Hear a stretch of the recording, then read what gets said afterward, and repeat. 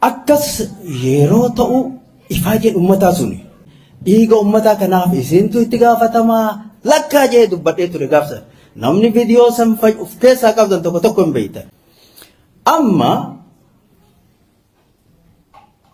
ummanni Oromoo tokko hundeen isaa tokko rakkoon isaa tokko ummanni ammoo tuyyuu tokkummaan isaa sibiilarra jaba.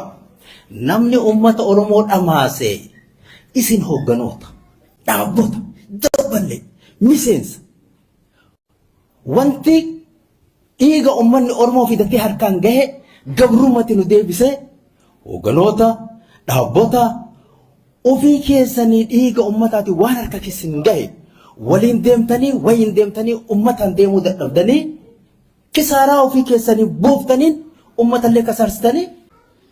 Kanaaf takka warri ummata gabrummaa keessa naqe isini malee warri tokkummaa dhabe isini malee ummata Oromootii miti. Ummanni Oromoo tokkummaa qaba. Wal jala deemtanii dhimma ummanni isinii kennan deemuu dadhabdanii ammoo har'a ebalu sana godhe ebalu kana kuni hojii teessanii waliigala gakkoota akka tokkotti yoo isin dursa wal taatan malee bilisummaa wal ijaamu hin jiru. Amma sammootu akka duraanii sanitti tokkoon dammeeffannee ofnaan uummanni achi hin jiru. Haalli isaa ulfaataadha. Maaliif? Nuti nama ol baasuuf gabbuusuuf hojiin teenna. Yookiin tokko ol buusu tokko gabbaasuu miti. Bilisummaa ofiiti, walabummaa ofiiti, birmadummaa ofiiti. Uummanni keenya kan itti qabsaa ture bilisummaadha, walabummaa, birmadummaadha. Kana gaafa inni gaheewa ooftanii balbala angoo geettan takkatu asutaaltanii sun achuma lafatte Itoophiyaa jettan. Gaafa duramaa Itoophiyaa jettanii eegalin gaafuma duraa eegalamu.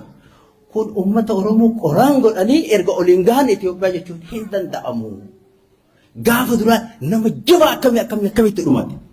Maqaa Oromooti, maqaa Oromiyaati, maqaa bilisummaati, maqaa walabummaati.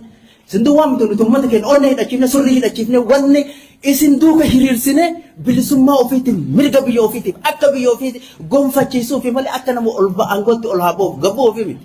Hojiin ta'e. Gaafin uummata Oromoo takkattiin isii hin deebine. Bakka san irraa hin sochoone. Dhengatti dhufee balbalarra gahe Oromiyaa walabamtee argame hin argamne. Oromiyaa yoo fedhe uummanni yoo filatte gara Oromiyaa keessatti jiraatu yoo fedhe jiraate yoo fedhe biyya ofii argate akkuma Eertiraa suni jechuun yoo mirga ummataaf kenname sun uummanni murteeffata. Achuu hin geenne. Afaan uummata Oromoo deebi'e hin deebine. Finfinneen tanamni irratti dhumaa dhufe deebite hin deebine. Maaltu wayyoo maaltu siqe? Maali faayidaan nu argan? Sababa keessanii kun hundi isaa sababa keessanii uummanni du'u hin oolu hidhamuu hin oolu arrasitti jira. Qabsoo hundeen dheertuu keessi isii fagoo haa taatu malatti hayni irraa tuqamte garuu haga uummanni Oromoo orga cabee kaasee halkan tokko rafne guyyaatti kun ta'een deemsa bara dheeraa waggaa 60 irra wareegaa ture. Bilisummaan isaa takka ta'e harka isaa hin geenne. Kanaadha ima deemaa jirra jechuudha. Kana rakkoo teessan fiddanii akkamitti mariif dhiyaata? Mariif hin dhiyaatamu kun rakkoo teessan hiikkachuu kan danda'u isin rakkinni hoogganoota irra jira, dhaabbota irra jira, waliin hin dhaabbattan. Kanaafuu uummata Oromoo bira hin jiru kun gaaffiin isin bira jirti gaaffii teessan san. Tun achumarratti hojii ta'u gaafa gara gaaffii kiyyaatitti yooma yaada kana qabattee gadi dhuftu ati Jawaar kalee Jawaar of danda'a socho'aadha. Jawaar hadhaa Jawaar dhaaba KFO akka namatti ati hooggana dhaaba KFO keessaa hooggana ammaaf jabaa akkanuma akkanaa miti. Hooggana KFO teemi akkanayyuu Jawaar. Mootummaa jigsuu mitii ka jedhu jira. Kamitti gorrame. Kanaaf adda bahuun rakkisaanatti ta'e. As immoo deebi'amee waa hundumtuu mataa nama tokko irratti tuulama. Ni beekna Abiyyi akkamitti dhufee maal hawaa garamitti deemaa hin beekne. Garuu immoo namni kun qofaa isaa miti. Dhagadeemti isaanii haa xiqqaatus namoonni waliin jiran ni jiran. Namoota waliin jiruun san keessa yeroo darbetti hooggantoota jennee namootni nuyi ol kaasnee ilaallee itti amannee duukaannee waa ture ni jira. Har'a akkamitti namni kun akka nama tokkootti waa hundumti mootummaa fi biyyattii suni nama tokkorratti kufee ati illee bakkuma deemtu hundatti nama kanarratti xiyyeeffattee haasofta. Ni beekna akka gaarii hin jiru, biyyattiin akka gaarii hin jirtu, uummanni keenya akka gaarii hin jiru. Garuu immoo akkuma ati amma haasawaan kee dhaggeeffataa ture keessatti kaastutti hundumtuu dukkana miti.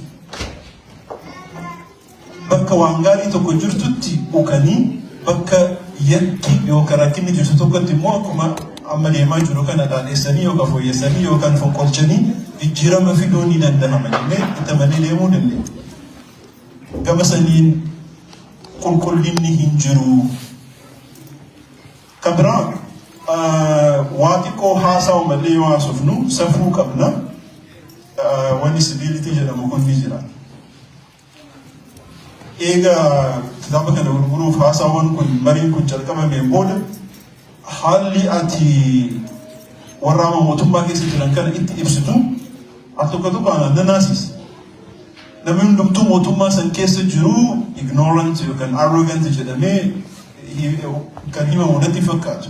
Namoonni beekan hin jiranii rakkinni gadi isaan qabee sodaan gadi isaan qabee kan yeroo eeggatan ni jiraatan.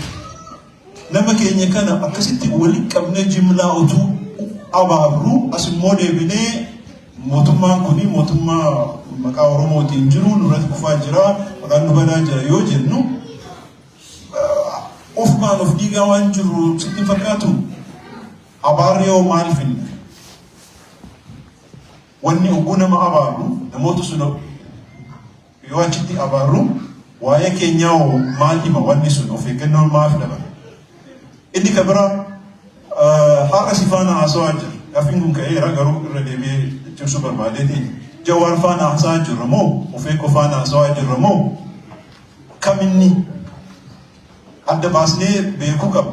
Yoo Ofeekoodha ta'e Ofeekoon tarsiimoo siyaasaa qabaa, sagantaa qabaa, sagantaa sanarratti hundoofnee haasawuu dandeenya.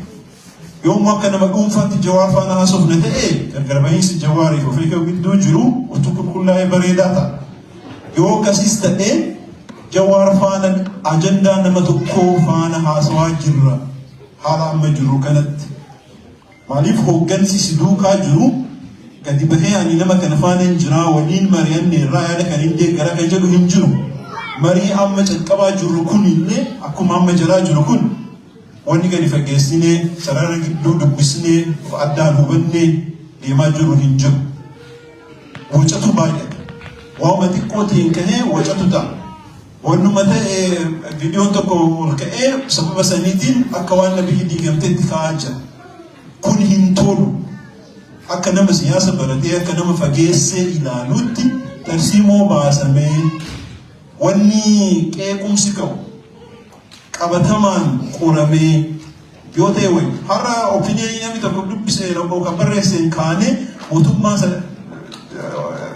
wannanni dalagaa ture kana yoo bufima tokkotti jiksina ta'e boru nuunis nu taajjabsiisa. Of keessattis of ilaallee of bukkeettis orma ilaallee waliin madaallee yoo deemne wayyuu danda'a. Gaaffiin dhumaa ani siif qabu. Okee hin mari'anna bakka adda addaatti marii taasifteetta marii gaggabaabduu kan namni yeroo dheeraa eegee ganuufee gadadhabeen booda waa dubbattu eega dadhabetti haxaxaalee akkuma kiyyaa kana ol ka'ee dubbatu kan taasifamaa turan dhaggeeffadheera. Akkana mul'atutti akkuma kanatti dhufaa jechuudha.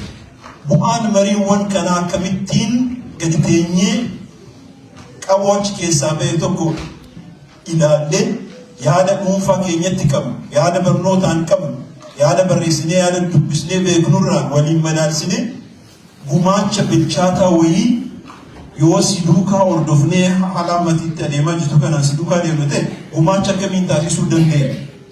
Maal yaaddeetti? Waan na barreessitee fuulduratti nuuf dhiyeessitee nurratti mari'an ni jira moo akkasuma wacumaan deemnee akkuma kana amma ta'e kokkolfinee walirrii qannee deemnee kanumaadhaaf galatoomna.